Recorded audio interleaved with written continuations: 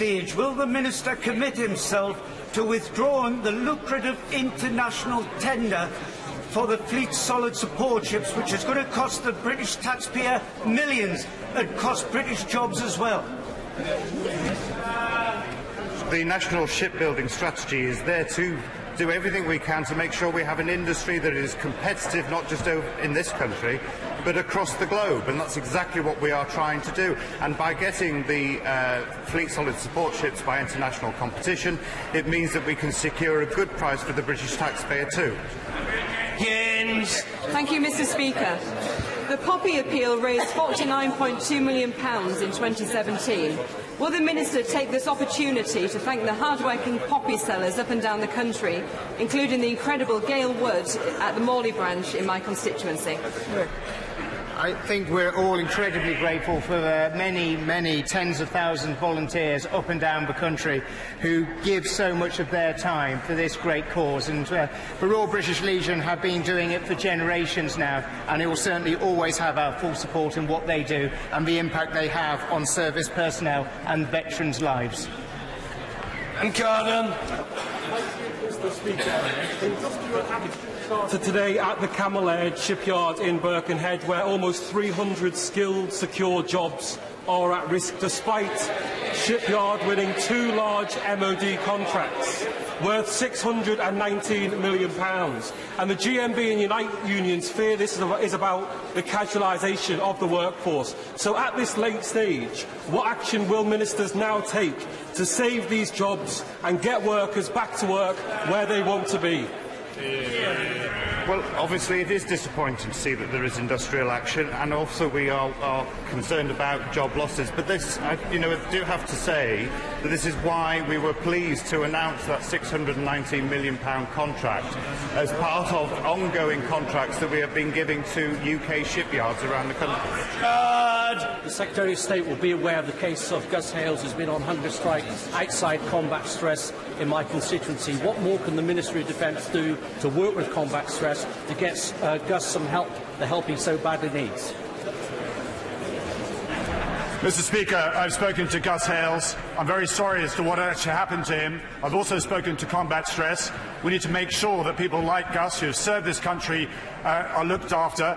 I will make sure that this isn't repeated, and working with combat stress to make sure his needs are looked after. Emma Hardy. Yes. Defence questions. I spoke about the need for the Brough site, the BAE Brough site, to diversify its manufacturing in order to save jobs.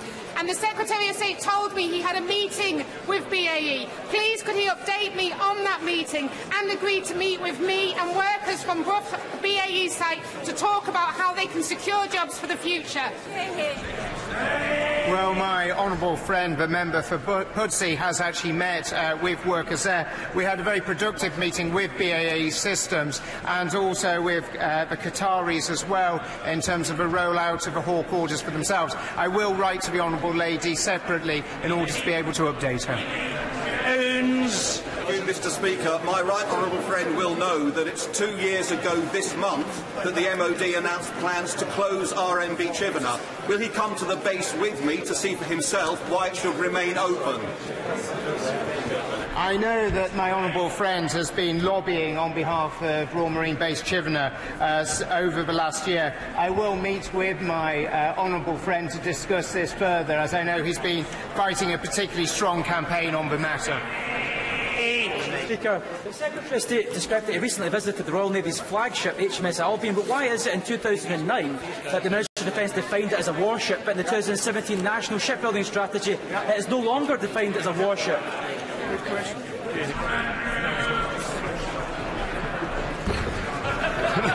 Excuse me a moment. I'll try and answer his question. I must advise the Minister it might not happen again. The Chief Whip is sitting underneath him and looking up at him. Minister. As I've said before, As I've said before, we have now a national shipbuilding strategy which is ensuring that our shipbuilding industry knows exactly what the MOD will be building over the next 30 years so that they can plan accordingly but also be competitive on a world market. Surely that's something we should be welcoming. Finally, the good doctor, Dr. Julian Lewis. May I give the Minister a second chance to answer the question he couldn't hear earlier about veterans being given the opportunity to revisit the battlefields on which they have fought? Mr. Speaker, it is important that we give opportunity for those to return to the battlefields. I think the right honourable gentleman was referring to a return to the Falklands. I will endeavour to see what can be done to see if we can use the air bridge to allow veterans to return to that battle place. Thank you. Order. Statement. The Prime Minister. With permission, Mr. Speaker, I would like to make a statement on the conclusion of our negotiations. Order. There's a... Mr. Shannon, sort out your seating arrangements. Well done. There's a long afternoon lies ahead. Let's have a bit of quiet and respectful order for the Prime Minister. And with permission, I would like to make a statement on the conclusion of our negotiations to leave the European Union. At yesterday's special European Council in Brussels, I reached a deal with the leaders of the other 27 EU member states on a withdrawal agreement that will ensure our smooth and orderly departure on the 29th of March next year, and tied to this agreement a political declaration on an ambitious future partnership that is in our national interest. Mr. Speaker, this is the right deal for Britain because it delivers on the democratic decision of the British people. It takes back control of our borders, it ends the free movement of people in full once and for all, allowing the government to introduce a new skills-based immigration system. It takes back control of our laws, it ends the jurisdiction of the European Court of Justice in the UK, and means instead our laws being made in our parliaments enforced by our courts. And it takes back control of our money. It ends the vast annual payments we send to Brussels. So instead we can spend taxpayers' money on our own priorities, including the £394 million a week of extra investment into our long-term plan for the National Health Service. By creating a new free trade area with no tariffs, fees, charges, quantitative restrictions or rules of origin checks, this deal protects jobs, including those that rely on integrated supply chains. It protects our security with a close relationship on defence and on tackling crime and terrorism, which will help to keep all our people safe. And it protects the integrity of our United Kingdom, meeting our commitments in Northern Ireland and delivering for the whole UK family, including our overseas territories and the Crown dependencies. Mr. Speaker, on Gibraltar, we have worked constructively with the governments of Spain and Gibraltar, and I want to pay tribute in particular to Gibraltar's Chief Minister, Fabian Picardo, for his statesmanship in these negotiations. We have ensured that Gibraltar is covered by the whole withdrawal agreement and by the implementation period. And for the future partnership, the UK government will be negotiating for the whole UK family, including Gibraltar. As Fabian Picardo said this weekend, and I quote, "Every aspect of the response of the United Kingdom was agreed with the government of Gibraltar. We have worked seamlessly together in this, as we have in all other aspects of this two-year period of negotiation. Most importantly, the legal text of the draft withdrawal agreement has not been changed. That is what the Spanish government repeatedly sought, but they have not achieved that. The United Kingdom has not let us down. Mr. Speaker, our message to the people of Gibraltar is clear. We will always stand by you. We are proud that Gibraltar is British, and our position on sovereignty has not and will not change. Mr. Speaker, the withdrawal agreement will ensure that we leave the European Union on the 29th of March next year in a smooth and orderly way. It protects the rights of EU citizens living in the UK and UK citizens living in the EU, so they can carry on living their lives as before. It delivers a time-limited implementation period to give business time to prepare for the new arrangements. During the implementation period, trade will continue on current terms, so businesses only have to face one set of changes. It ensures a fair settlement of our financial obligations, less than half of what some originally expected and demanded. And it meets our commitment to ensure there is no hard border between Northern Ireland and Ireland, and also no customs border in the Irish Sea, in the event that the future relationship is not ready by the end of the implementation period. Mr. Speaker, I know some members remain concerned that we could find ourselves stuck in this backstop, so let me address this directly. First, this is an insurance policy that no one wants to use. Both the UK and the EU are fully committed to having our future relationship in place by the 1st of January 2021. And the withdrawal agreement has a legal duty on both sides to use best endeavours to avoid the backstop ever coming into force. If, despite this, the future relationship is not ready by the end of 2020, we would not be forced to use the backstop. We would have a clear choice between the backstop or a short extension to the implementation period. If we did choose the backstop, the legal text is clear that it should be temporary and that the Article 50 legal base cannot provide for a permanent relationship. And there is now more flexibility that it can be superseded either by the future relationship or by alternative arrangements, which include the potential for facilitative arrangements and technologies to avoid a hard border on the island of Ireland. There is also a termination clause which allows the backstop to be turned off when we have fulfilled our commitments on the Northern Ireland border.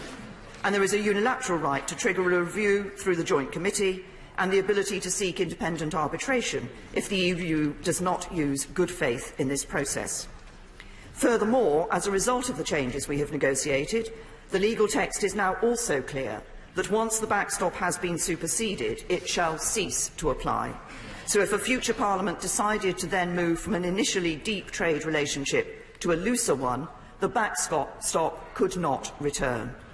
Mr. Speaker, I do not pretend that either we or the EU are entirely happy with these arrangements, and that's how it must be. Were either party entirely happy, that party would have no incentive to move on to the future relationship. But there is no alternative deal that honours our commitments to Northern Ireland which does not involve this insurance policy, and the EU would not have agreed any future partnership without it. Put simply, there is no deal that comes without a backstop, and without a backstop there is no deal. Mr. Speaker, the withdrawal agreement is accompanied by a political declaration which sets out the scope and terms of an ambitious future relationship between the UK and the EU. It is a detailed set of instructions to negotiators that will be used to deliver a legal agreement on our future relationship after we have left. The linkage clause between the withdrawal agreement and this declaration requires both sides to use best endeavours to get this legal text agreed and implemented by the end of 2020. And both sides are committed to making preparations for an immediate start to the formal negotiations after our withdrawal. The declaration contains specific detail on our future economic relationship. This includes a new free trade area with no tariffs, fees, quantitative restrictions or rules of origin checks, an unprecedented economic relationship that no other major economy has. It includes liberalisation in trade and services well beyond WTO commitments and building on recent EU free trade agreements. It includes new arrangements for our financial services sector, ensuring market access cannot be withdrawn on a whim and providing stability and certainty for our world-leading industry. And it ensures that we will leave EU programmes that do not work in our interests. So we will be out of the common agricultural policy that has failed our farmers and out of the common fisheries policy that has failed our coastal communities. Instead, as the political declaration sets out, we will be an independent coastal state once again. We will take back full sovereign control over our waters, so we will be able to decide for ourselves who we allow to fish in our waters. The EU have maintained throughout this process that they wanted to link overall access to markets to access to fisheries. They failed in the withdrawal agreement and they failed again in the political declaration. It is no surprise some are already trying to lay down markers again for the future relationship. But they should be getting used to the answer by now. It is not going to happen. Finally, the declaration is clear that whatever is agreed in the future partnership must recognise the development of an independent UK trade policy beyond this economic partnership. So, for the first time in 40 years, the UK will be able to strike new trade deals and open up new markets for our goods and services in the fastest-growing economies around the world. Mr. Speaker, as I set out for the House last week, the future relationship also includes a comprehensive new security partnership with close reciprocal law enforcement and judicial cooperation to keep all our people safe. At the outset, we were told that being outside of free movement and outside of the Schengen area, we would be treated like any other non-EU state on security. But this deal delivers the broadest security partnership in the EU's history, including arrangements for effective data exchange on passenger name records, DNA, fingerprints and vehicle registration data, as well as extradition arrangements like those in the European arrest warrant. And it opens the way to sharing the types of information included in the ECRIS and SIS2 databases on wanted or missing persons and criminal records. Mr. Speaker, this has been a long and complex negotiation. It has required give and take on both sides, and that is the nature of a negotiation. But this deal honours the result of the referendum, while providing a close economic and security relationship with our nearest neighbours, and in so doing offers a brighter future for the British people outside of the EU. And I can say to the House with absolute certainty that there is not a better deal available. And my fellow leaders were very clear on that themselves yesterday. Our duty as a Parliament over these coming weeks is to examine this deal in detail, to debate it respectfully, to listen to our constituents and decide what is in our national interest. There is a choice which this House will have to make. We can back this deal, deliver on the vote of the referendum and move on to building a brighter future of opportunity and prosperity for all our people. Or this House can choose to reject this deal and go back to square one. Because no one knows what would happen if this deal doesn't pass. It would open the door to more division and more uncertainty, with all the risks that will entail. Mr. Speaker, I believe our national interest is clear. The British people want us to get on with a deal that honours the referendum and allows us to come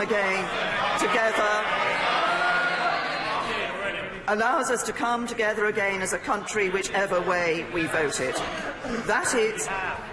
This is that deal, a deal that delivers for the British people, and I commend this statement to the House. Thank you, Mr. Speaker. I thank the Prime Minister for the advanced copy of her statement. The Prime Minister may want to try and sell yesterday's summit as a great success, but to borrow a phrase, the reality is nothing has changed. The Prime Minister says if we reject this deal, it will take us back to square one. The truth is, Mr. Speaker, under this government, we've never got beyond square one. The botched deal is a bad deal for this country. And all yesterday did was mark the end of this government's failed and miserable negotiations. There can be no doubt that this deal would leave us with the worst of all worlds. No say over future rules and no certainty for the future. Even the Prime Minister's own cabinet can't bring themselves to sell this deal. The Foreign Secretary said yesterday, and I quote, "This deal mitigates most of the negative impact." That's hardly a glowing endorsement. The silence from much of the rest of the cabinet is telling. They know these negotiations have failed, and they know it will leave Britain worse off. In fact, the National Institute for Economic and Social Research confirmed this today, saying the Prime Minister's deal would mean our economy would be 3.9% smaller than it would otherwise be. This is more than our net contribution to the European Union, which is currently £8.9 billion a year, around £170 million per week. So why is the Prime Minister claiming that extra money to the NHS will be due to the Brexit dividend? Of course, Mr. Speaker, we look forward to the official Treasury forecasts and indeed the legal advice that this House voted to see nearly 2 weeks ago. The Prime Minister's claim this deal takes back control over our borders, money and laws is frankly a fallacy. The reality is the opposite. The Prime Minister says the political declaration should give us comfort that the Northern Ireland backstop won't be needed. But in June 2020, this country will be faced with a stark choice. We can agree to extend the transition period or accept the backstop. So can the Prime Minister confirm that under her deal, if we are to avoid the backstop, we will have to accept whatever the European Union demands to extend the transition period, leaving a choice of paying more money without a say on the rules, or enter a backstop leading to a regulatory border down the Irish Sea. So much for taking back control of our borders, money and laws. Mr. Speaker, it may not end there. The President of France, President Macron, has already made clear what his priorities will be in negotiating Britain a future deal. On Sunday he said, "We will concentrate our efforts in order to obtain access to the British waters before the end of the transition period. And of course, all our fishermen will be protected."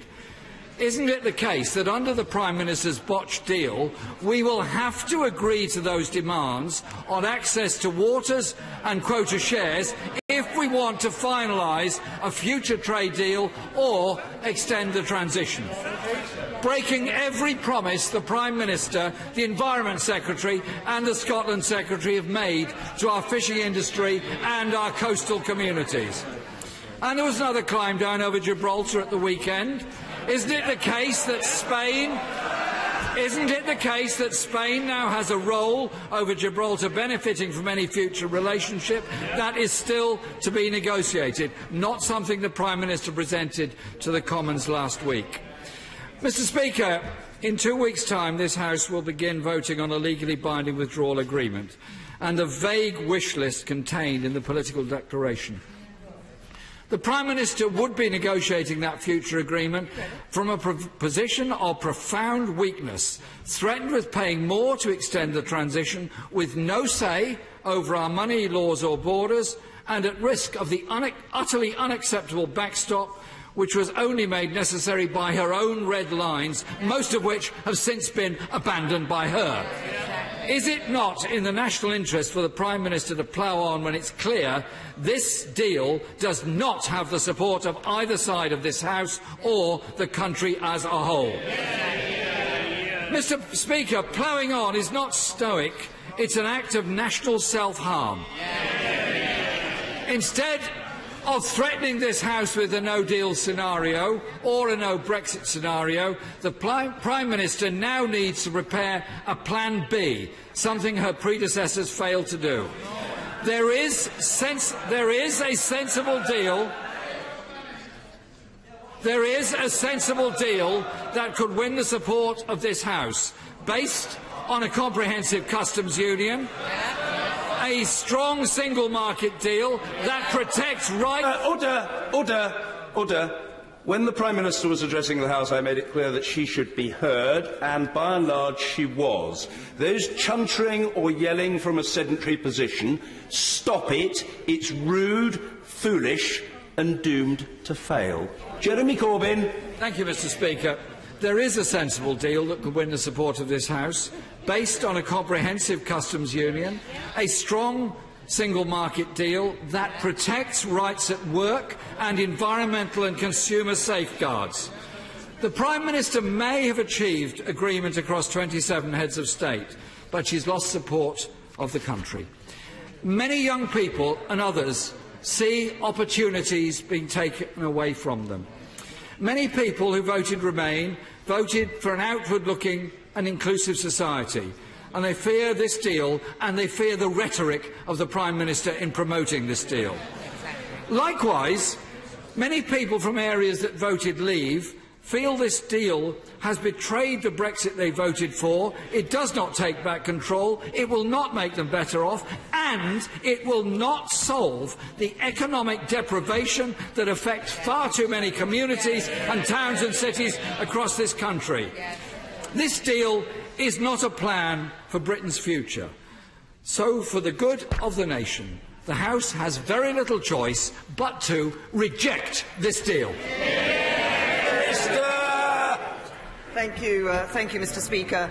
Just to pick up on a number of the points that the right honourable gentleman made, he commented on the Brexit dividend and asked where the Brexit dividend was. We've been very clear that we will be able to use that money that we're not spending for the European Union to spend on our priorities, including the National Health Service. There was a time when the right honourable gentleman himself talked about spending the Brexit dividend on our public services. He talks about the backstop and the implementation period being the alternative. Actually, no, we have written in the possibility of alternative arrangements. The key thing is to deliver on our commitment of no hard border between Northern Ireland and Ireland, a commitment which he appeared to dismiss in his response to my statement. We do not dismiss the people of Northern Ireland. We believe it's important to maintain that commitment. He talked about control of borders and said that our deal does not bring control of borders. Well, of course it does, because it brings an end to free movement once and for all. I note that the Labour Party has never been able to actually stand up and say that it wants to bring an end to free movement once and for all, and that's because they're not responding to the real needs and the real concerns of the British people on these issues. The British people want control of our borders. They want an end to free movement. This deal delivers it. He talked about, I was very interested that it now appears to be Labour Party policy to be in both the single market and the customs union. I hear yeses from the front bench. Well, of course, there was also a time when the right honourable gentleman talked about the importance of having an independent trade policy and negotiating our own trade deals. As a full member of the customs union, which he wants, you can't do that. So again, he's gone back on his words in relation to these issues. He talked about the comments that President Macron made in relation to access to waters, and I recognise that this has raised a question among people about the issue in relation to being in the backstop. But for all of those who are concerned, and indeed for all of those who have commented on this, I think it's important to recall that if we were in the backstop, we would be outside the common fisheries policy, and we would be deciding who has access to fish in our waters. He mentioned Gibraltar. I quoted the Chief Minister of Gibraltar, who made very clear, as I did, that this government stood by Gibraltar and we resisted changes to the withdrawal agreement which the Spanish government wished to make. We are clear that Gibraltar's sovereignty will not change. It has not changed, it will not change, and we are proud that Gibraltar is British. He said, I have to say, and finally he talked about dealing with issues of our economy in those parts of the country where we do need to enhance and improve our economy. And I have to say to him, the one thing that is absolutely clear, the one thing that will never deliver for our economy is his policy on borrowing, taxing and spending. It's a balanced approach to the economy that delivers. Mr. Ian Duncan Smith. Mr. Speaker, can I recognise my right honourable friend's genuine endeavours in all these matters and just return her to the point about the backstop? Does she recognise the genuine and real concern held on all sides of the House about what would happen if the UK was to be forced into the backstop? And I listened very carefully to what my right honourable friend said, and she said that the UK doesn't want it, that the EU doesn't want it, and we heard the other day that Ireland said that no matter what any agreement, they would never have any hard border. So it makes you wonder, why is it in the withdrawal agreement at all?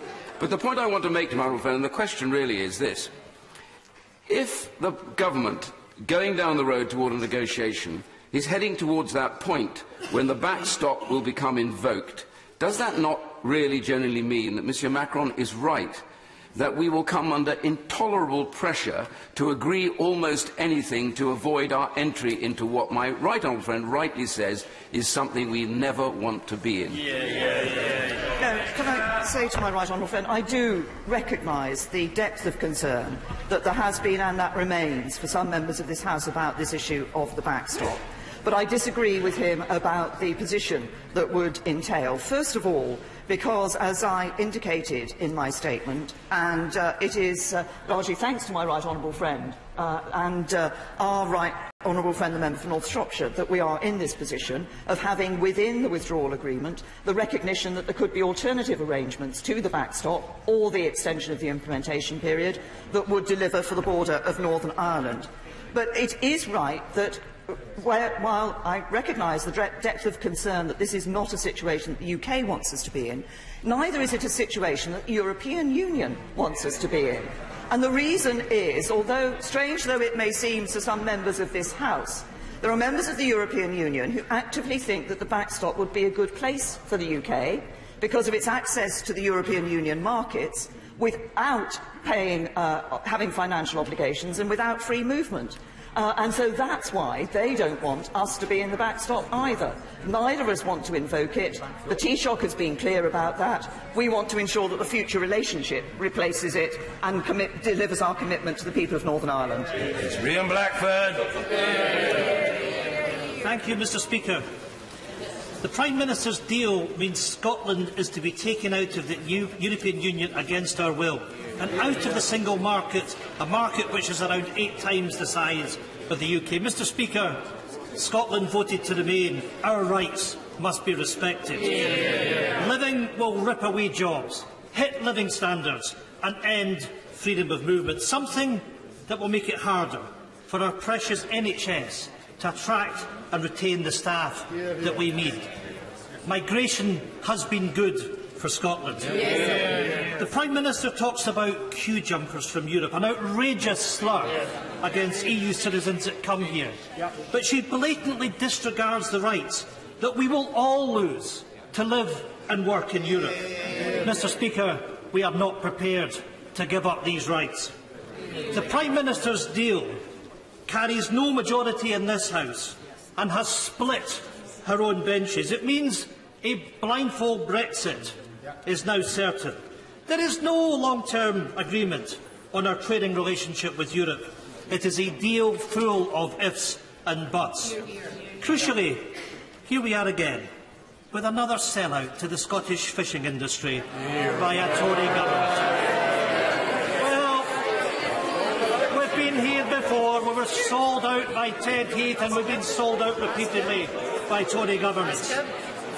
Under this agreement, fishing boats registered in Northern Ireland would continue to gain zero tariff access to the EU and UK markets, but fishing boats registered in Scotland and other parts of the UK would not. We now know that the EU will start negotiations based on existing quota shares. Mr. Speaker, that's not taking back control of our waters. It is the EU exercising an effective veto. Right. Scottish fishing communities have been duped once again by the Conservatives. We on these benches we cannot accept this sellout from the Conservatives. I call upon the Secretary of State for Scotland and the DEFRA Secretary. Search your conscience because your fingerprints are all over this. The agreed declaration states that the transition period after leaving the EU could be extended by 1 or 2 years. Does the Prime Minister accept that that means that the UK would almost certainly be in the CFP with no voting rights for another 1 or 2 years, totally contrary to what the Scottish Secretary has said? The Prime Minister says this deal ends uncertainty. It does not end uncertainty for Scotland's fishing sector or for the future state of the economy, which faces years of turbulence and a bureaucratic tangle. Mr. Speaker, there is talk of a Brexit TV debate. Will the Prime Minister debate with the First Minister of Scotland? Mr. Speaker, the way Scotland's interests have been dismissed by the UK Government throughout this process demonstrates the real cost of not being an independent country able to take our own decisions. The day will come, Mr. Speaker, where Scotland will be an independent country. Mr. Speaker, we on these benches will continue to work across parties to put in place a deal that works for Scotland, and we will support another referendum on EU membership. you, Mr. Speaker. I'll address the two main points. The Right Honourable Gentleman once again gave most of his comments over to the question of fishing, but he mentioned the question of migration. I think it is important that we deliver on what people voted for at the referendum, and they voted for an end to free movement. And that is because they felt that it was not right that people had a right to come here, were freely able to move here based on the country they came from rather than their contribution to the United Kingdom. We will be able to put in place a skills-based immigration system that is based on people's skills and their contribution to our economy. And then he's devoted the majority of his comments to the whole issue of the common fisheries policy. He talked about a sellout of Scottish fishermen. The real sellout of Scottish fishermen is the SNP's policy to stay in the common fisheries policy. Who is it who has been standing up for Scottish fishermen in this House? Conservative Scottish backbenchers. Never. All the Scottish Nationalist Party want to do, is stay in the common fisheries policy, and that indeed would be a sellout of Scottish fishermen. Mr. David Davis. Thank you, Mr. Speaker. If the European Union really intends in good faith to rapidly negotiate a future trade agreement, why can we not make the second half of £39 billion payment conditional on delivering it?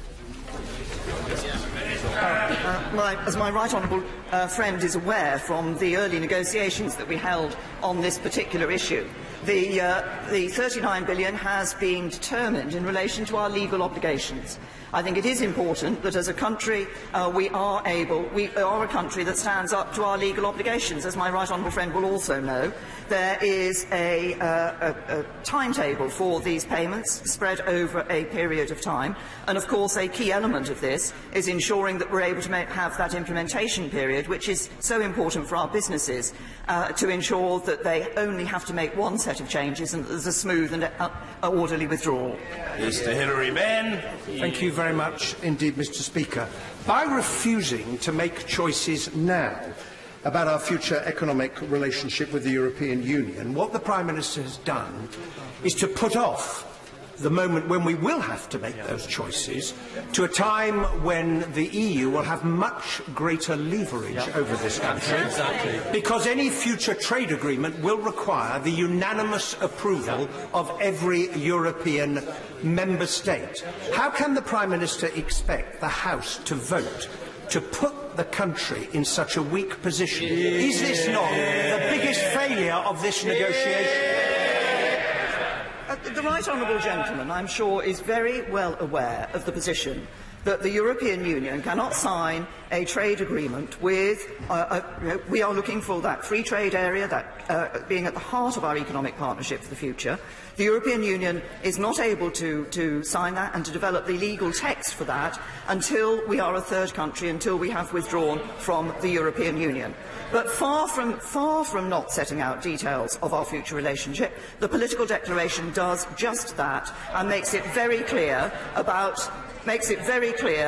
this is the set of, if you like, instructions to the negotiators that the future relationship will put into place what is in the political declaration.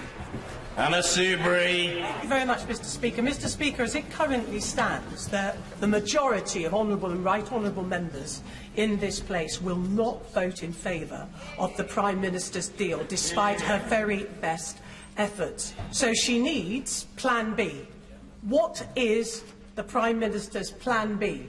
Is it Norway plus the single market, the customs union, which some of us have been arguing for over 2 years? I'm tempted to say to my right honourable friend that throughout the last 18 months of negotiations, at virtually every stage, people have said to me that it was not going to be possible for me to negotiate a deal with the European Union. No sooner do I negotiate a deal with the European Union than people are saying, well, what's the next thing you're going to do with the European Union? But in all seriousness, I say to my right honourable friend this. We will have a number of days of debate in this chamber prior to the meaningful vote on this deal. I believe it is important that when people look at this deal and come to that vote, They consider the interests of this country, they consider the interests of their constituents, and they consider the importance of delivering on Brexit. Sir Vincent Cable. Now that the Prime Minister has decided to launch a public debate on her plans, should she not move beyond her comfort zone of debating with Brexit fellow travellers like the leader of the Labour Party and engage with the much larger cross-party coalition in favour of a people's vote with the option of remaining in the European Union? Will she not debate with the real opposition? Well, can I say to the right honourable gentleman, he and his honourable friends have asked me this question about the people's vote, the second referendum, on a number of occasions, and my answer to that has not changed. I believe it is important, having given the choice to the British people as to whether we stay in the European Union, that we now deliver on the choice that the British people made. That is a difference of opinion between myself and him, I recognise that, but actually I think the majority of the British public want us to get on with doing what they asked us to. Sir William Cash. Thank you, Mr. Speaker. Does the Prime Minister appreciate that the withdrawal agreement is incompatible with the Withdrawal Act of 2018, which expressly repeals the whole of the European Communities Act 1972? In this event, we would truly regain our laws. Does the Prime Minister accept that this agreement, being only a treaty, cannot override the statutory provisions of the 2018 Act and is therefore unlawful? Did she seek the legal opinion of the Attorney General on this question in good time before the agreement was signed by her yesterday, as required under the Ministerial Code? I say to my honourable friend, I make 2 points to my honourable friend. The first is, of course, what the Withdrawal Act does. One of the things the Withdrawal Act does is bring European Union law into UK law, such that there is that smooth and orderly transition when we leave the European Union. And of course, the Withdrawal Agreement will be implemented in our legislation through the Withdrawal Agreement Act. Mr. Nigel Dodds. Mr. Speaker, the Prime Minister says in her statement the legal text is now also clear that once the backstop has been superseded, it shall cease to apply. Now, we need accuracy. Actually, in page 309, Article 2 of the Northern Ireland Protocol, it says the backstop can be superseded in whole or in part and shall cease to apply in whole or in part. So we need accuracy here because it's the legal text that matters, and this is what will bind the country. Will the Prime Minister tell us, as the Chancellor has rightly said, that the backstop is bad for the Union, bad for the economy? That's what he has said. Can't you tell us what bits are so bad for the Union? The parts of the backstop that are bad for the European Union, that they consider... Oh, for the United Kingdom.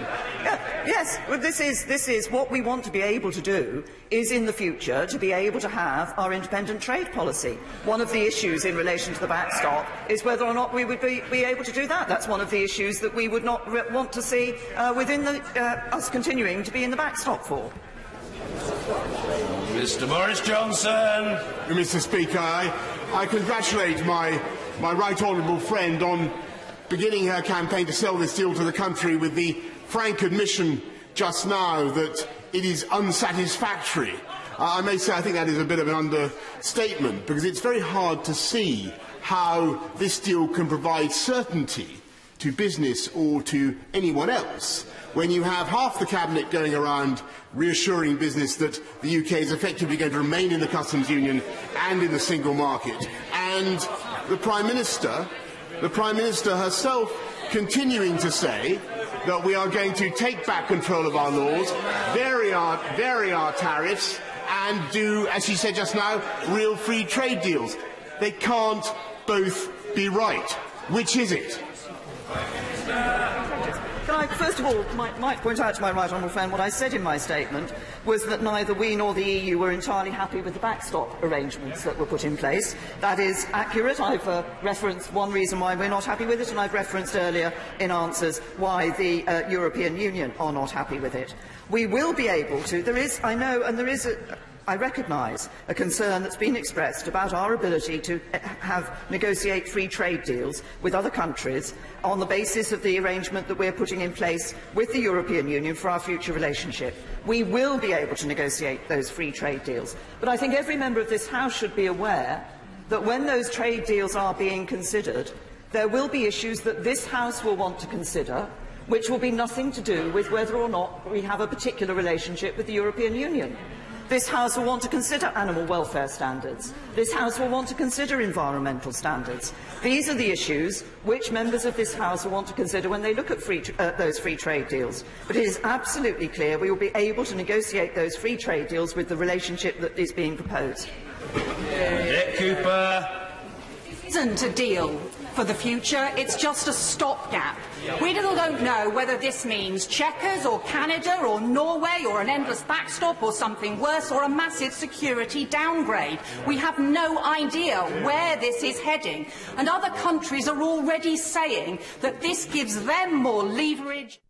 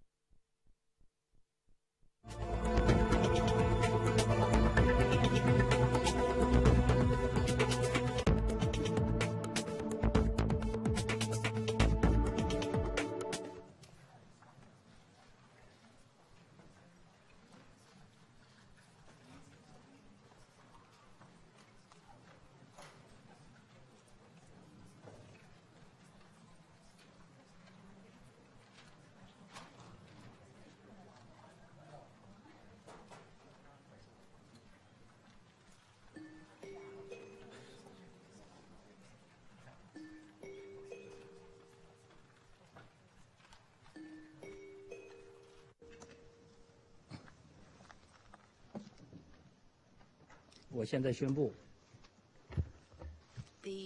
安全理事会第8409次会议开始。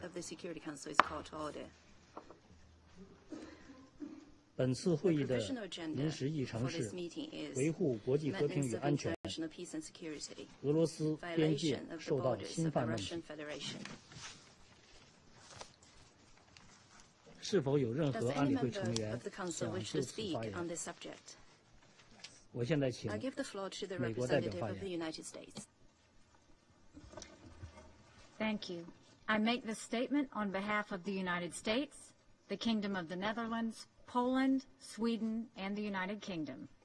We stand united in opposing Russia's attempt to discuss yesterday's serious escalation and in the Kerch Strait under an agenda item entitled Violation of the Borders of the Russian Federation.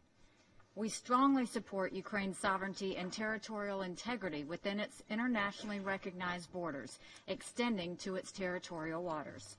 We express our deep concern over the incident, which represent a dangerous escalation and violation of international law. We look forward to discussing Russia's provocation under the appropriate agenda item.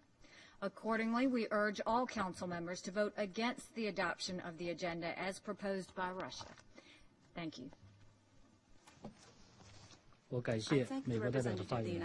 我现在请俄罗斯代表发言。Спасибо, господин председатель. Созывая сегодняшнее внеочередное заседание Совета Безопасности ООН, Россия исходила из положений временных правил процедуры Совета, которые четко в пункте 2 гласят: председатель Совета Безопасности обязан созвать заседание по требованию любого члена Совета Безопасности в любое время для рассмотрения любого вопроса. Необходимо понимать, что встречные требования украинской делегации инициировать отдельное заседание по другим пунктам процедуры Совета, которые четко в пункте 2 гласят: председатель Совета Безопасности обязан созвать заседание по требованию любого члена Совета Безопасности в любое время для рассмотрения любого вопроса. Необходимо понимать, что встречные требования украинской делегации инициировать отдельное заседание по другим пунктам повестки дня не что иное, как попытка избежать ответственности за подрыв международной безопасности.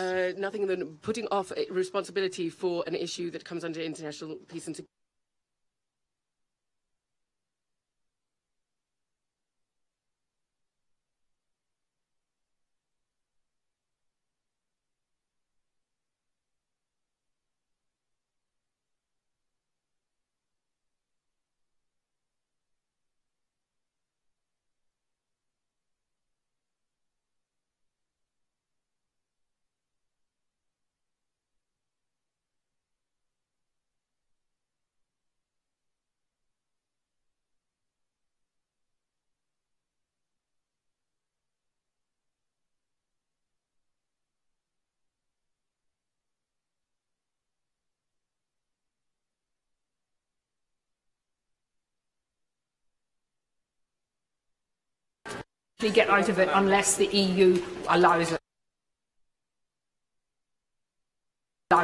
Isn't that not giving back sovereignty to our country, to the people who voted to leave? I say to the Right Honourable Lady, as I said in my statement, the position is very simple. There is no withdrawal agreement without a backstop. Without a backstop, there is no deal.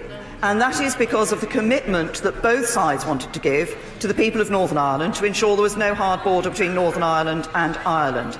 That is very simple. Any other arrangement, any other agreement on trade with the European Union would have a backstop. Justine Greening. Thank you, Mr. Speaker. The Brexit debate has seen false promises made to the public from all sides and from all parties.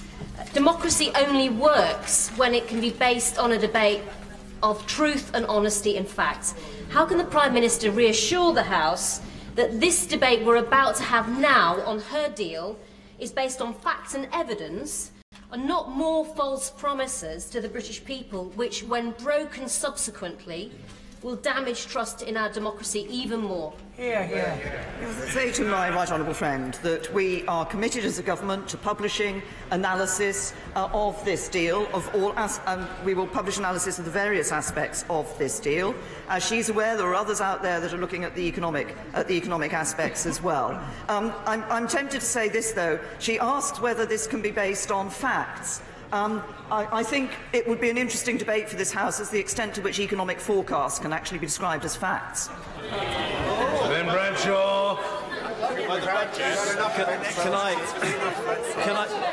Can I thank the Prime Minister for the efforts that she made personally on behalf of my constituent Matthew Hedges, who has been released this morning. A bit of good news amidst all this Brexit mess. But on Brexit, if she is so confident that the public support this deal, why doesn't she ask them? Can I first of all thank the right honourable gentleman for his early remarks about his constituent. And I have responded to the question about this second referendum issue before, and it's very simple. I think that it is absolutely right that this House and politicians should see it as a duty to implement the vote that the British people gave to leave the European Union. Steve Baker. But when my right honourable friend describes the functioning of her free trade area, it sounds awfully like a comprehensive customs union. Can she just be absolutely clear where we're headed? Will we never reach the point where there are customs declarations? My honourable friend is well aware of the position that the government takes, which is that we will be working for frictionless trade. As he will see, the references in the political declaration are for an ambitious agreement in relation to the restriction of checks. But my honourable friend will also be aware that obviously there is a balance between the rights in terms of access, frictionless access, against the obligations. That is set out quite clearly in the document. As my honourable friend knows, the government set out its position in the summer in the White Paper. Caroline Lucas. Mr. Speaker, the Prime Minister says a majority of people want her to get on with Brexit, but actually that isn't true. It might be an inconvenient fact, but the truth is a majority do want a people's vote. So when she's giving her tour around the country,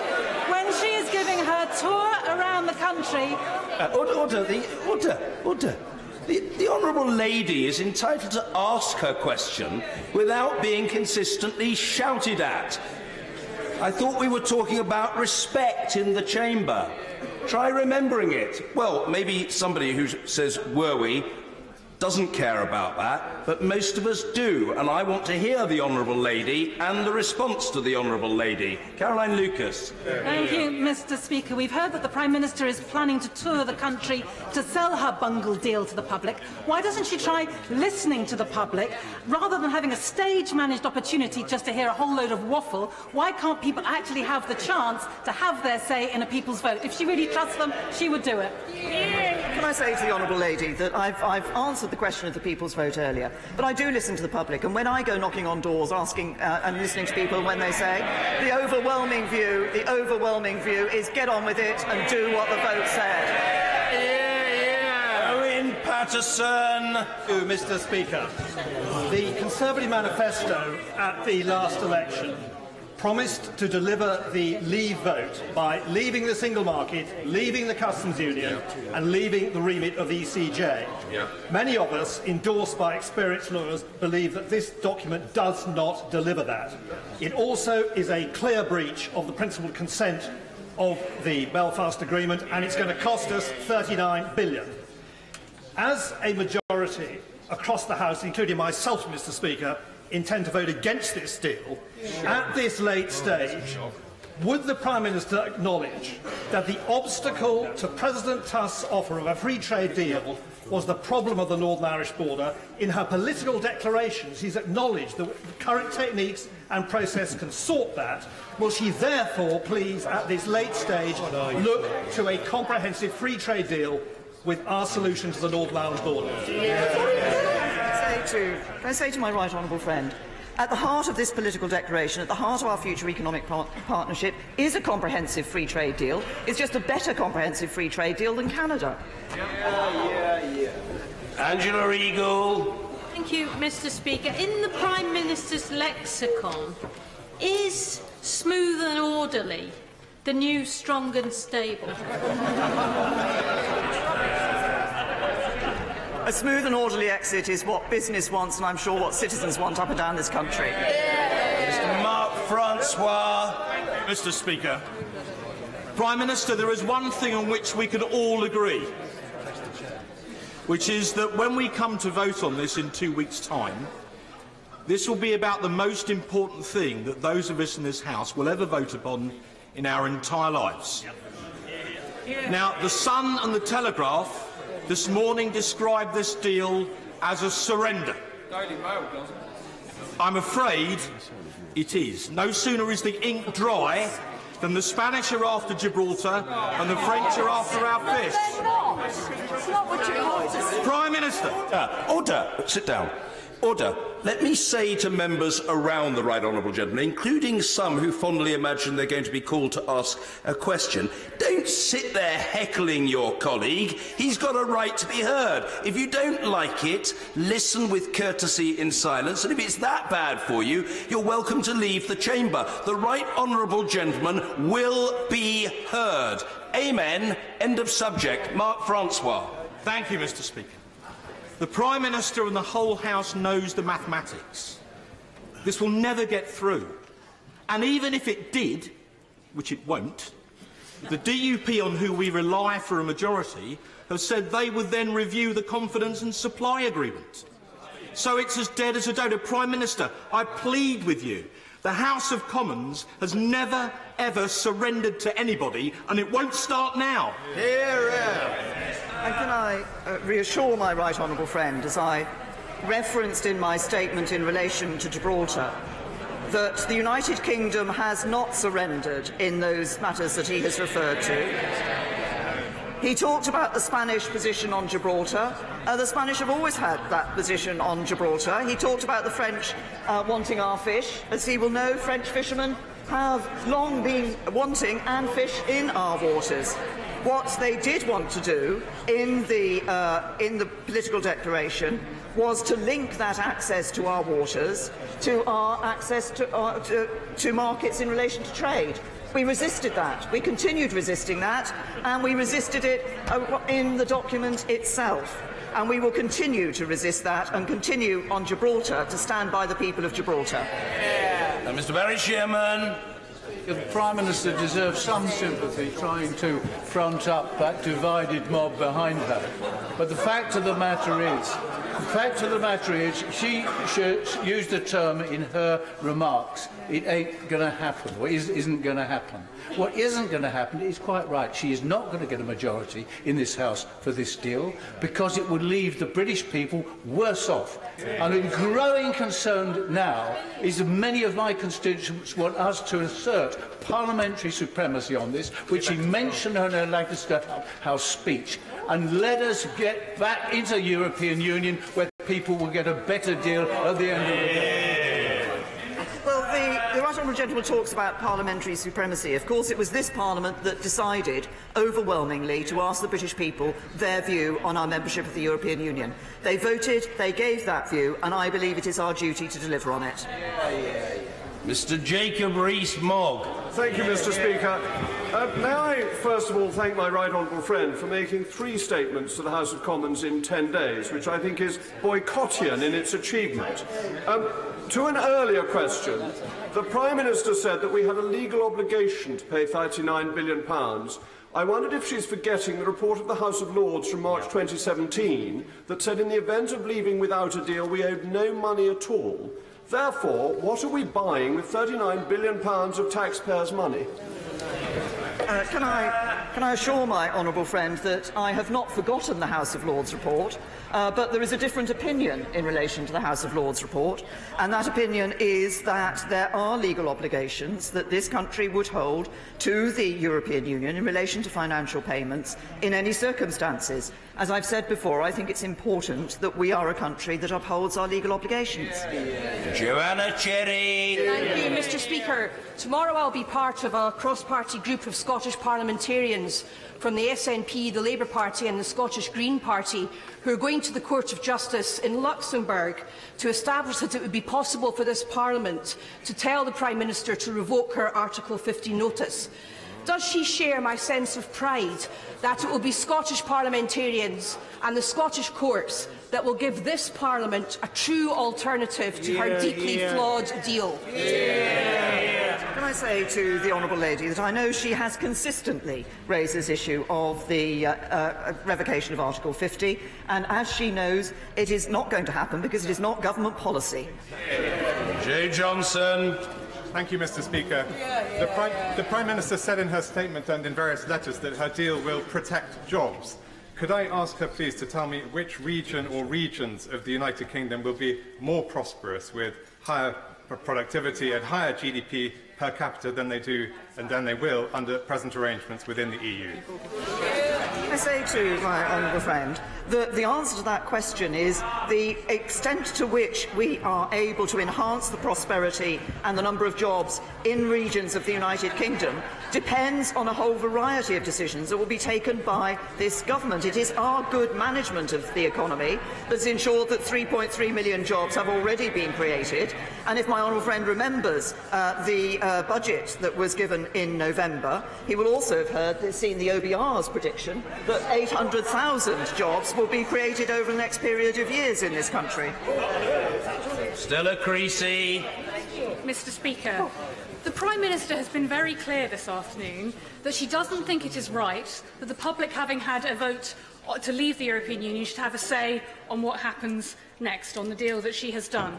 Can she therefore confirm that if this House votes down her deal, she will not seek to force a second vote on this deal? Or will we find out, as the DUP have, that it's one rule for her and no say for anyone else? Say to the honourable lady that I will be working to ensure and persuade members of this House that this is the deal that is on the table. This is a deal that delivers on the vote of the British people, and it does so while protecting jobs, protecting our security and protecting our United Kingdom. Sir Bernard Jenkin. Will my right honourable friend recall how much we both hoped, so much that I would be able to support whatever the Prime Minister brought back from her negotiations? Can I say how sad I am I cannot possibly support this deal, which pays £38 billion simply to kick the can down the road? And how can we possibly agree to an arrangement at the moment where we have the unilateral right to leave the European Union, but we have no such unilateral right to leave these new arrangements, which will be subject to an EU veto? That's giving up control, not taking back control. That's right. As I set out in my statement, various elements relating to the backstop, which is what my right honourable friend has referred to. Of course, looking at the future treaty arrangements which will cover security partnership and the economic partnership, I would expect that, as in any trade agreements, there would of course be appropriate arrangements for review and for the question of the potential termination of those relationships. I repeat the point that I have made previously in relation to the £39 billion. I think it would be wrong for this House to believe that there were no legal obligations to pay money to the European Union that the United Kingdom has on leaving.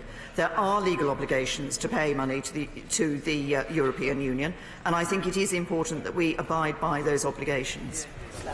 Luciana Berger. Thank you, Mr. Speaker. The National Institute of Economic and Social Research published a report today that shows that this deal would make the UK £100 billion a year worse off by 2030. That equates to £1,000 per person per year. If the Prime Minister really believes the majority of the UK want that outcome, can I politely suggest that she's not knocking on enough doors? And will she commit to giving the nation a final say on the exact terms of her deal? Say to the Honourable Lady that I have responded on a number of occasions this afternoon, and indeed in other occasions when I've given statements to this House, on the question of a second referendum. Dr. Julian Lewis. Saturday morning, our Right Honourable friend, the Chancellor, told the Today programme that as the UK is split down the middle over the European Union, and I quote, "Anything which looks like one half of the country winning and the other half losing would be disastrous." In that case, may I ask, does the Prime Minister agree with him? And if so, what was the point of holding the referendum in the first place? Can I say to my honourable friend, I think the point is a very simple one. Now is the time for this country to come back together again.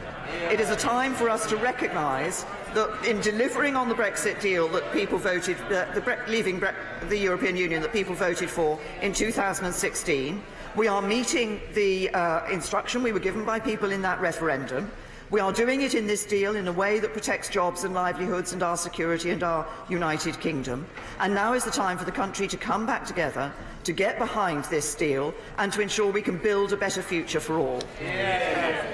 Dr. Philippa Whitford. Thank you very much, Mr. Speaker. Last week, the Prime Minister managed to insult and upset over 3 million European citizens who live and work in this country. Over 150,000 of them, like my German husband, a GP here for over 30 years, felt absolutely thrown away when they have spent decades here looking after us when we're ill. Will the Prime Minister take this opportunity, perhaps, to apologise for her thoughtless and insulting comments? Can I say to the Honourable Lady, I should not have used that language in that speech. The point I was making was a simple one, and I may say to her, right from the very beginning, I said that citizens' rights was a key issue that I wanted to see addressed in the withdrawal agreement. That was one of the things we put at the top as one of our priorities, and we have delivered that in the withdrawal agreement for people. But can I also say to the Honourable Lady that I think there was a point that for the most people here in the United Kingdom, they want to see people coming to this country with the skills and wanting to make a contribution. Her husband has made a contribution as a GP here in this country. They want people to be judged, as we will, on their skills and contribution to our economy, rather than simply on where they come from. Nicky Morgan. Thank you very much indeed, Mr. Speaker. Does my right honourable friend agree that it's the easiest thing in the world for people to criticise any deal that they haven't spent time in the world for people to remain in their entrenched positions that they've been in for the last 2 years? But actually the braver thing and the right thing for this country now is to challenge ourselves on our views of Brexit, to step up to the plate as elected representatives and to give this deal the scrutiny that it needs, to read carefully the economic forecast the government is going to publish, and to realise that what will cost us far more than £39 billion is a no-deal Brexit. Can I say to my right honourable friend, and I think this was a point that was made very well by our right honourable friend, the member for Rayleigh, that this is a very important moment for this country. And that is why when people come to debate this topic and to vote on this topic, I hope they will look, as she has said, look at what is set before them in terms of analysis, look at the details of the deal, recall the need to deliver for the British people on the vote of Brexit, but also recall the need for us to consider our constituents' jobs and livelihoods for the future. This is a very serious... debates in this House are all about serious matters, but this is an historic moment for our country, and it's right that we approach it in the right way.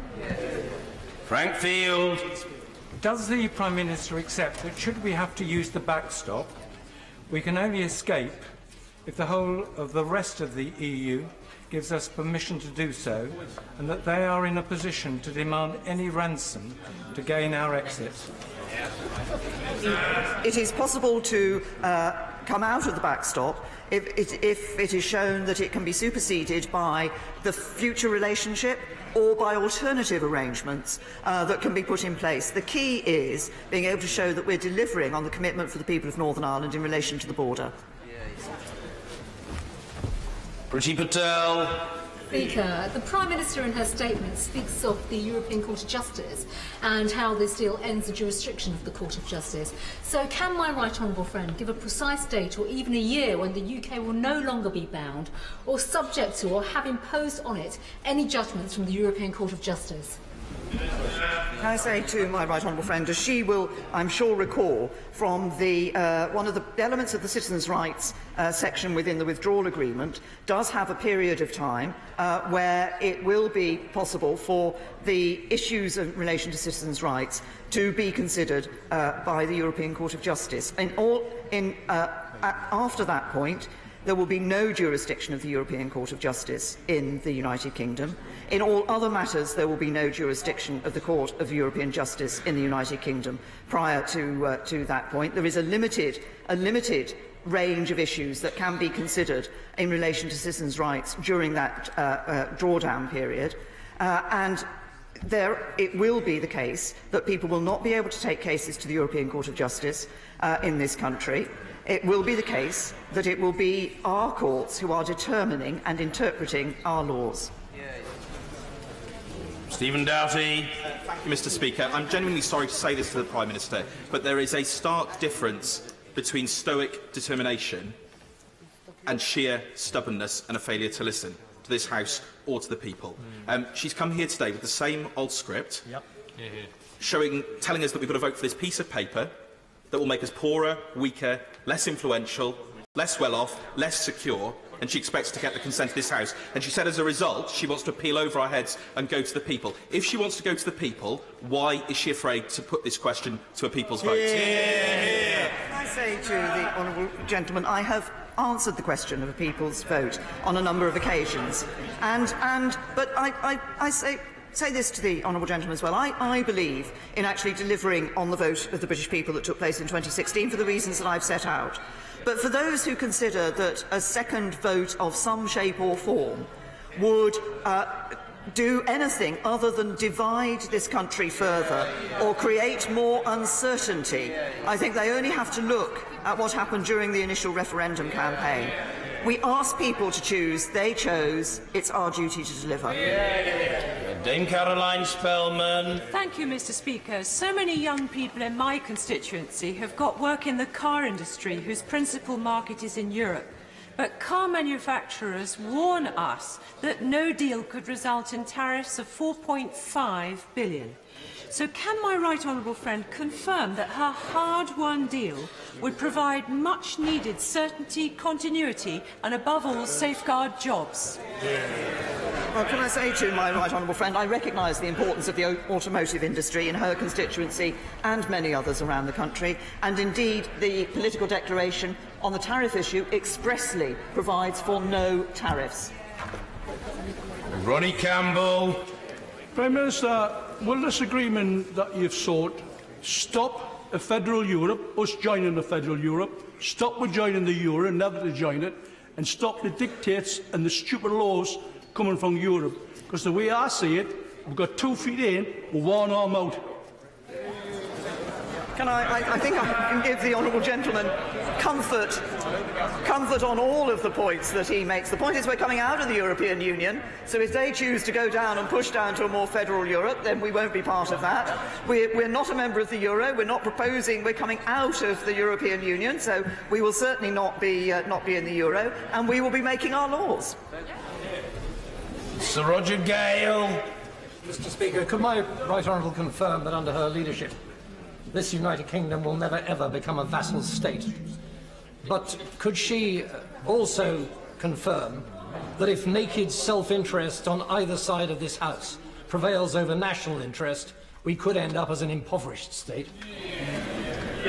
I'm very happy to give my honourable friend the confirmation on the first point that he made. Of course, the proposals that we have put forward in relation to our future economic relationship ensure that it will be Parliament that will be determining our laws. And I think everybody in this House, when it comes to this vote, should be considering and putting first the national interest and not their own or their party political interest. Mr. Carmichael. Thank you, Mr. Speaker.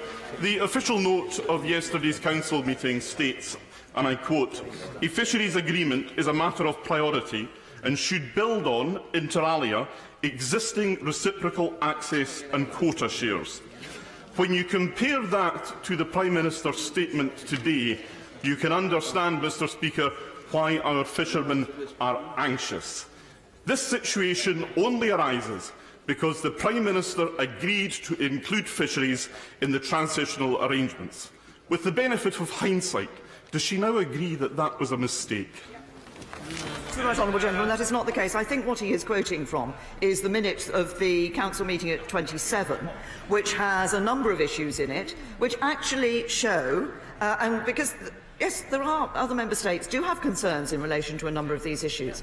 Partly they have those concerns because they were not able to arrive at the position that they would have preferred to have in the political declaration that we have agreed with the European Union, because we have resolutely stood up for our fishermen.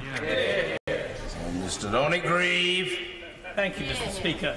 I know my right honourable friend has been working hard in what she sees as the best interests of the country, and it has been a pretty thankless task.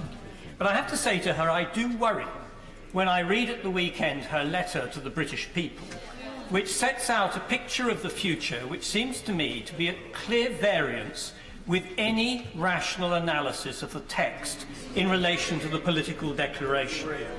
How can we seriously say to people that the Northern Ireland backstop will not act as a fetter on our future freedom of action?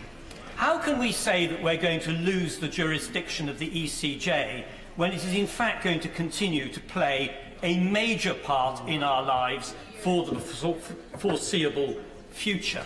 Wouldn't it be better, if we're going to have an informed debate, that we are completely transparent with the sorts of problems that we are going to have to face when we get through the stage, if she succeeds in her motion in 2 weeks' time, of leaving the EU on the 29th of March? The truth of the matter is that our problems have hardly begun.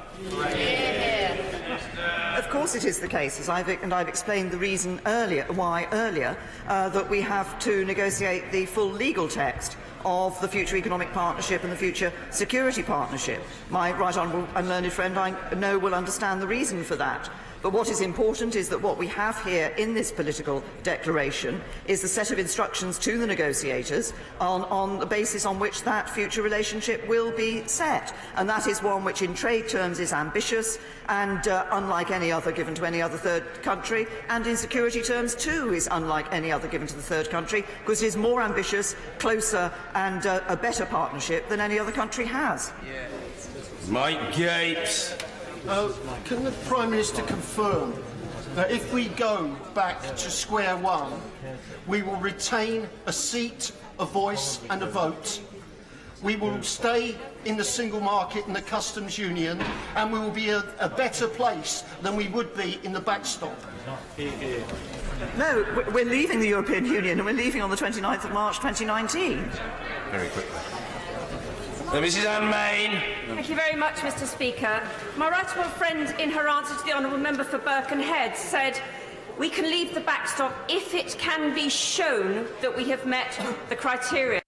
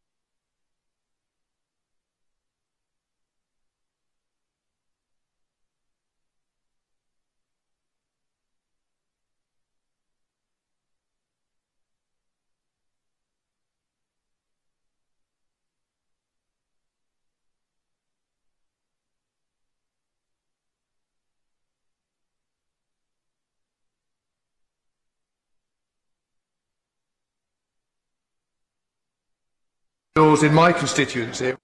Reasons why voters in Rugby and in Bulkington told me that one of the key reasons they voted to leave was in order to give the UK ability to control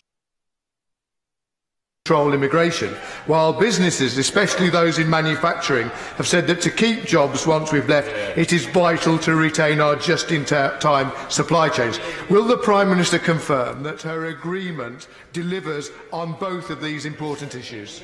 Prime Minister. Yes, I'm happy to give my honourable friend that confirmation. Businesses are very clear about the importance of maintaining those just-in-time supply chains, and similarly, of course, many constituents are concerned to ensure that we are able to make decisions about who should be coming here to the United Kingdom, who should be migrating here to the United Kingdom for ourselves without having that free movement, and this deal delivers on both of those. Drew Hendry. Mr. Speaker, the Prime Minister repeats again and again that this is a good deal, but not only has she failed to convince this House, the National Institute for Economic and Social Research say that under her plan, tax revenue would fall by 1.5 to 2% annually. That's £18 to £23 billion less for public services. So how does she account for the gap between her side of a bus plus spending promises on the NHS and this reality? Prime Minister. The spending promises on the NHS were clearly dealt with in the budget last November. Mr. Marcus Jones. Thank you, Mr. Speaker. When you consider this important issue, there are always going to be risks and there are always going to be trade-offs. But when I have assessed the options in front of me, I consider that the Prime Minister's deal, the one that she's gone and fought hard for with the European Union, it does honour the referendum. It makes sure that we get control of our borders. It makes sure that we get control of our money and our laws. It may not be an easy way to get there, but there was never going to be an easy way to get there. Can my right honourable friend, though, assure me, because I've been listening to this statement since the start and have heard many members on the opposite benches and one or two on this side say that we should rerun the people's vote of 2016. Can she reassure me that we are not going to countenance that, because in all of this that is a real risk to democracy? Prime Minister. Mr. Speaker, may I first of all apologise to the House, because I think I just made a reference, which I did earlier as well, to the budget being in November, when in fact it was in October. Can I say to my honourable friend that he's absolutely right. I think everybody needs to look at what is going to deliver on the vote of the British people, and saying to the British people, in a sense, which is what some people who talk about a second referendum are doing, you've got the answer wrong, you've got to think again, is not what we should be doing. We stood, 80% of the votes cast at the last general election were for parties that stood on manifesto commitments to deliver on the vote of the British people and deliver Brexit, and we should do just that. Mike Hill. Given everything that's been said today, like her predecessor, is the lady still not for turning? Prime Minister. I believe this is a good deal, and I continue to believe it's a good deal. Ross Thompson. Thank you very much, Mr. Speaker. In 2014, I campaigned head, heart, body and soul to keep this United Kingdom together. The Northern Irish backstop would leave Northern Ireland in a separate regulatory regime. Brussels would have more say over trade and rules on goods in Northern Ireland than the UK Parliament. Northern Ireland would be left under the jurisdiction of a foreign court, and that undermines the UK internal market. As a Scottish unionist, I can't stand by and watch a nation within our United Kingdom be left behind. Does my right honourable friend not share my concern that this backstop could fuel the arguments of nationalists in this country, and therefore it could threaten the break-up of our precious United Kingdom? Prime Minister. Like my honourable friend, I'm a passionate unionist as well, and I believe in protecting the integrity of our United Kingdom. And he's raised issues. I have spoken before in this chamber about this question of the regulatory differences that exist between Northern Ireland. Some exist already between Northern Ireland and Great Britain. But in a temporary backstop period, the commitments that could be given by the government actually to ensure that there wasn't regulatory divergence and that we did see that regulatory similarity between the two, with Great Britain and Northern Ireland. In fact, there are many who consider that the Northern Ireland backstop is an advantage to businesses in Northern Ireland. That's one of the reasons why the European Union wouldn't want us to be kept in the backstop. But I can assure my honourable friend that I'm passionately in favour of the Union and we do everything I can to protect it. Chris Stevens. Thank you, Mr. Speaker. I'm told that repetition is not a vice. So can I ask the Prime Minister in the last 2 weeks what discussions have taken place in regard to future arrangements around the European health insurance card? And on behalf of the 27 million UK citizens who have such a card, can she tell us what she expects that status to be of that card in January 2021? Prime Minister. The honourable gentleman might care to look at the healthcare bill, which has had its second reading, which is before this Parliament, which deals with these issues of healthcare. Mr. Henry Smith. Mr. Speaker, I declare an interest as a chair of the all-party group for animal welfare. Under the agreement reached between the British Government and the European Union yesterday in Brussels, would it be possible for this country to unilaterally end live animal exports for slaughter? The answer to my honourable friend is that obviously there are aspects of the future relationship where the detailed determination will be coming in, because I think the heart of the question that he's asked me is about the extent to which we would wish to continue with the common rule book on these sorts of matters.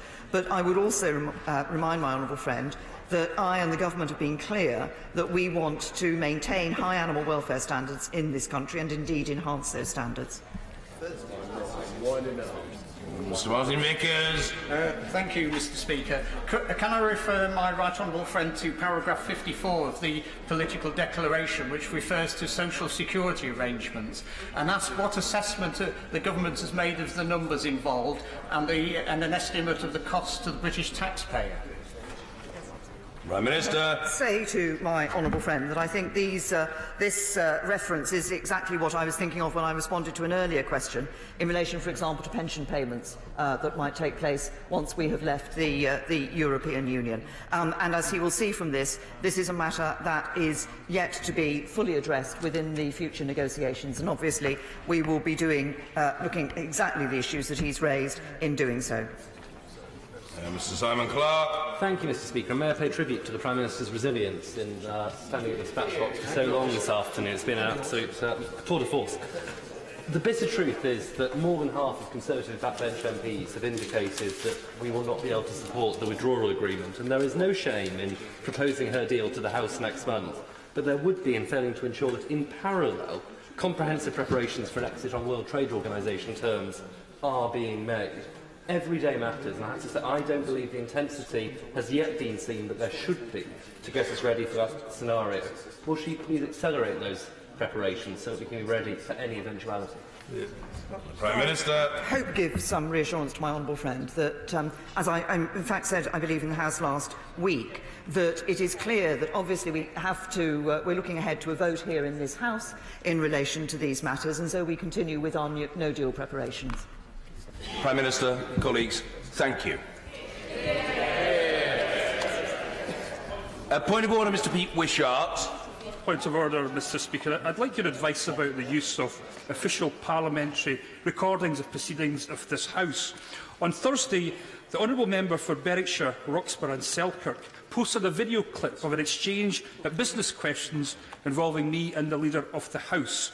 This clip was heavily edited to give a false and erroneous impression about the nature of the exchange and to draw a false conclusion about what was made when it made no such contribution in this House. The terms and conditions of the use of recorded parliamentary material clearly says that you cannot alter the video and audio of the recording in any way, and members have to actually agree to this as part of the terms of its use. This exchange was clearly altered. It was also altered to give a false impression of what transpired, and already over 40,000 people have seen this heavily edited clip. I have contacted the honourable member and have given the opportunity to take this down voluntarily, an offer in which he has refused. How, therefore, Mr Speaker, can he be obliged and compelled to take this clip down? Well, I thank the honourable gentleman for his courtesy in giving me notice of this point of order. It is important that colleagues take care not to give a misleading impression of proceedings by selective editing or unrepresentative quotation either of video content or of Hansard.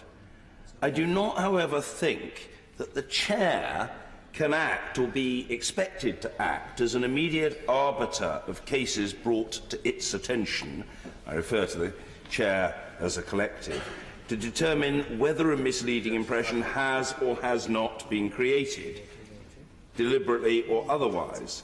I have always stressed that it is for members to take responsibility for their actions and for what is done on their behalf. A great many honourable and right honourable members make use of the video clipping tool to download extracts from our debates, and this helps bring our proceedings to life. I would encourage them to exercise care when they do so, although I accept, I don't know whether the honourable gentleman does, and I'm not debating the point with him here and now, I accept that some editing must be allowed if these extracts are to be of a manageable length for social media purposes.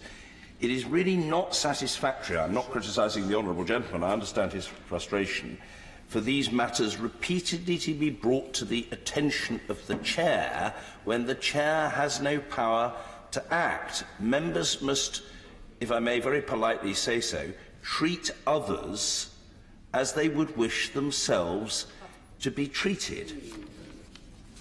We'll leave it there for now.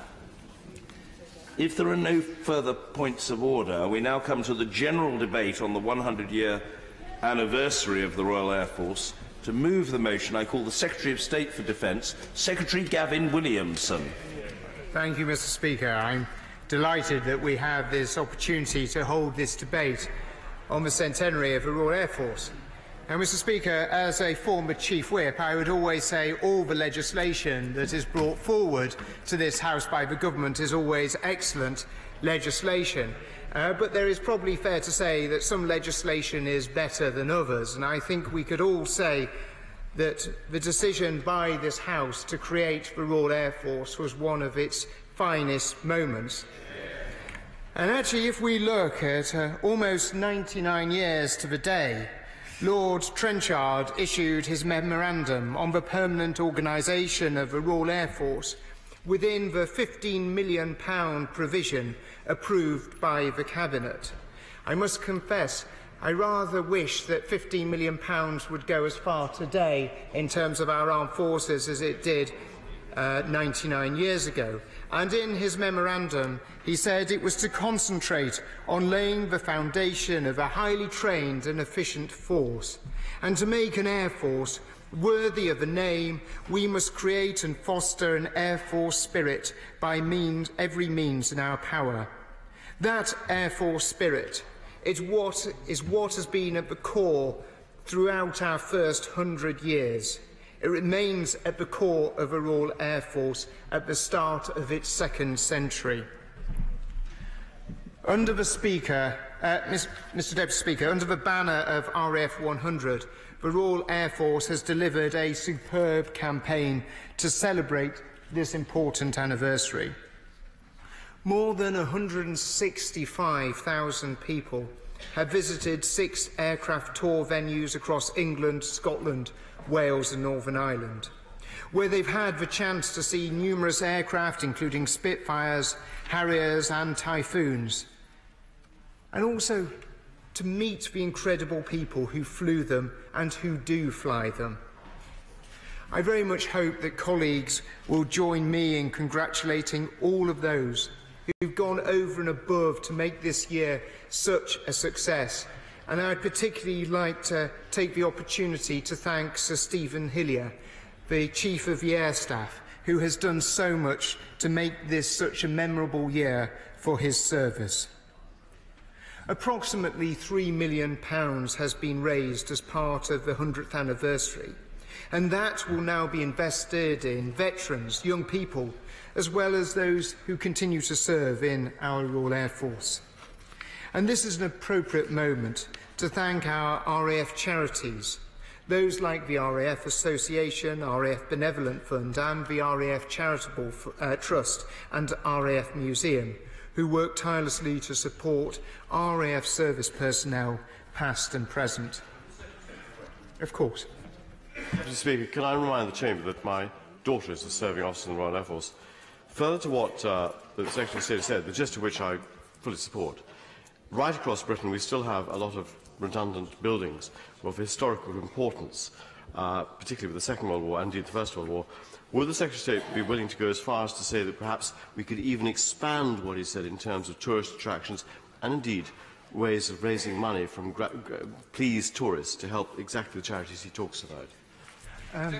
I certainly would be very happy to look at that, and I think we should be very proud of the heritage of the RAF, not just in terms of its planes, but also in terms of the many buildings that were such a vital part of the infrastructure through the Royal Air Force's development.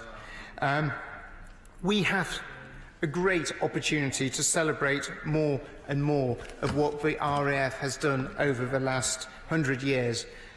And it's incredible to think that in the summer of 1917, as German Zeppelins silently bombarded London, our Royal Air Force didn't even exist.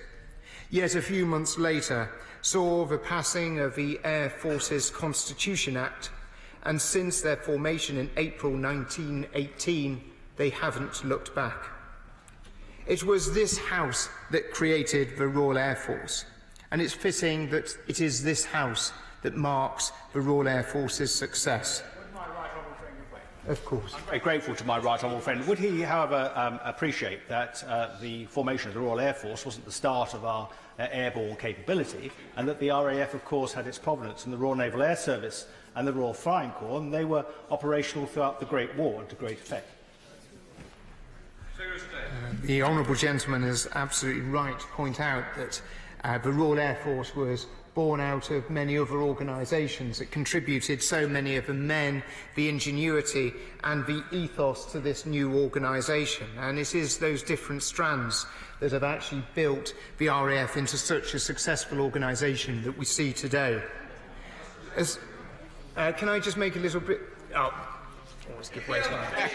I thank the Secretary of State for giving way about the point he makes. It gives me an opportunity to pay tribute to my uncle, Harold.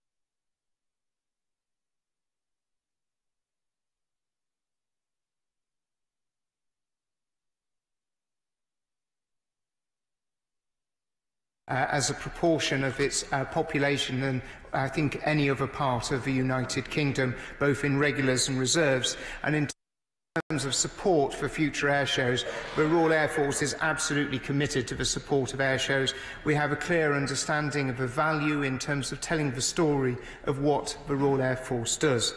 And if we take an opportunity to look back a century ago, we see the Royal Air Force that was then mapping the trenches and directing Allied artillery in order to be able to deliver victory in the Great War.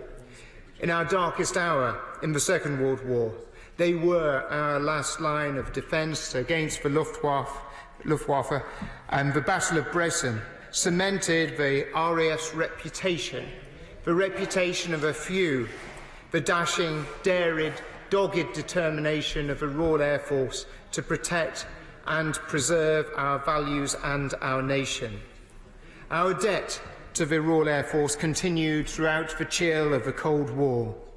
Theirs were the Vulcan bombers that carried our ultimate deterrent, and theirs was the transport aircraft that delivered essential aid to the people of West Berlin 70 years ago in that famous airlift, the first major humanitarian exercise in modern history. In 1982, it was the Royal Air Force who displayed incredible ingenuity to project strategic air power over thousands of miles to help and support the liberation of the Falkland Islands. It was the RAF's flagship event that we all witnessed this year that brought this powerfully home to us all.